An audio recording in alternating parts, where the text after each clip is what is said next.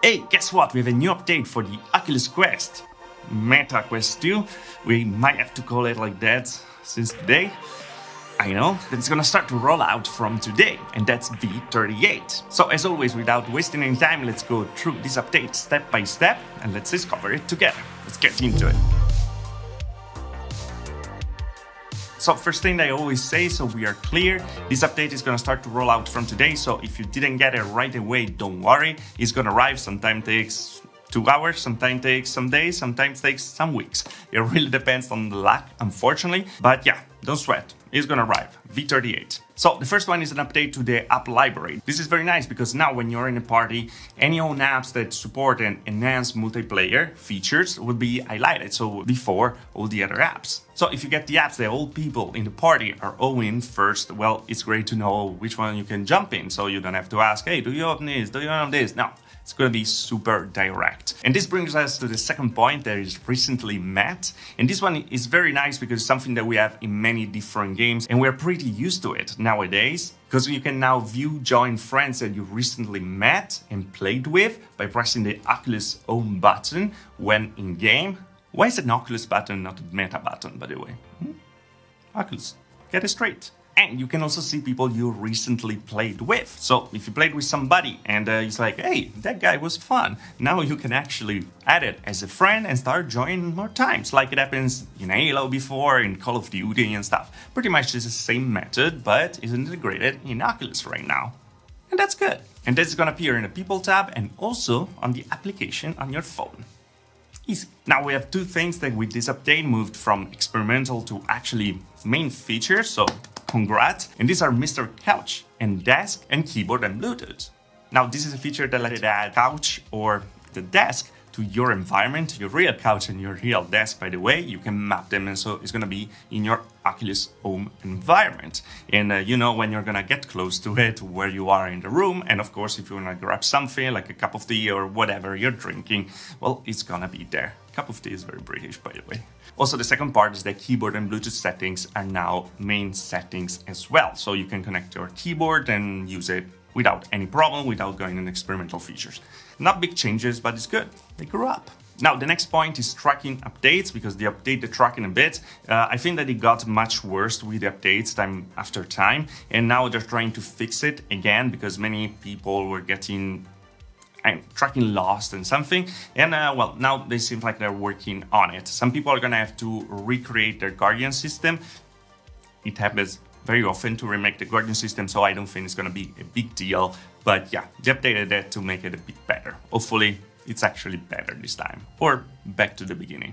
It will be enough. The next point is settings updates, because there are gonna be some visual updates to the setting tab in settings, of course, to make it easier to find what you're looking for, with some new design elements, and also adding a search bar to search in the menu what you're exactly looking for. So, well, easier, for sure. And always talking about settings, we have tooltips. This is a new function that over an option in the quick action menu is gonna bring up a tooltip to help you through the various quick action available. Again, always easy to use updates, not huge stuff in this case. But now let's get to the last part and the most controversial part of this update, because yes, some people already saw it and it was a big blow on Reddit. And yeah, they actually put in the Meta logo at the startup instead of the Oculus logo.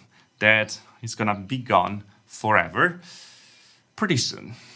And it's not going to be just there, but also in some UI elements now. So yeah, Meta is completely taking over the image of Oculus, because of course it was already taken over by Facebook, but it kind of doesn't make any sense as always, because Oculus has a very strong brand presence. Like people call VR headsets, oh, do you have an Oculus many times? Like people that are not really that familiar with our tech.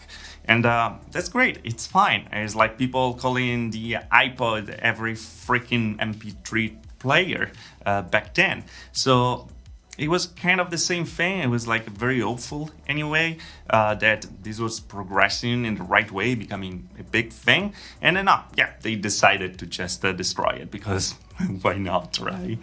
Anyway, we knew this is what's happening. It just hurts a bit more every time. It's like they keep stabbing on us. Also because in the changelog, they still referring us as an Oculus sometime. And that just kind of doesn't make sense, right? Anyway, this is me ranting. I shouldn't do that. And yeah, this is update v38 for your past Oculus, now Meta Quest 2. Congrats! Yahoo! Anyway, talking about what makes me happy, actually Climbing was working on the Steam Deck with the Valve Index on it. It was running like crap, by the way, so a person trying was saying that it's very bad, it's bearable for him, but it's gonna be unbearable for many people. And Climbing also one of the first games like in VR. If you're an OG guy, well, you probably played that. It's still amazing, by the way. And yeah, it works.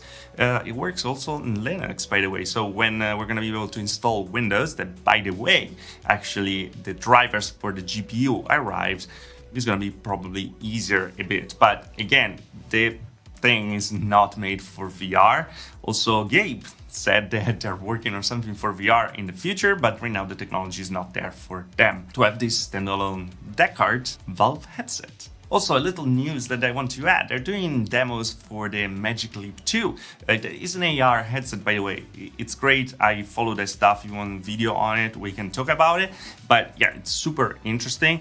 And the interesting thing here that you might relate to is the fact that they actually are working with a controller with 2 cameras on it for the tracking. There's something that we're gonna see also in Project Cambria when it's gonna arrive this year. And that is great because it creates a lot of flexibility when it comes to tracking that doesn't have to depend anymore on the headset itself, but it's gonna work for himself. And it might unlock with some software wizardry also full body tracking and stuff, because yeah, those are gonna look everywhere. Good in the meta hands? I don't know, but yeah, that's gonna happen. Anyway, guys, I'm keeping you for a bit too long. I'm gonna leave in the description below the link with the changelog so you can check it by yourself as well. And remember to keep your Oculus docked or connected, so usually it gets the update faster. But yeah, v38, you wanna get it? I don't, but there's no way to actually stop it. So yeah, controversial for sure. Anyway, as always, if you like this video and this very focused video, like. If you didn't like this video, dislike. Subscribe to the channel for more of VR tech. If you really love the channel, there's a join button in there. Little on further, also the Patreon. Thanks to all the patrons that have joined the channel, of course. And yeah, see you guys next video. Thanks for watching. Ciao.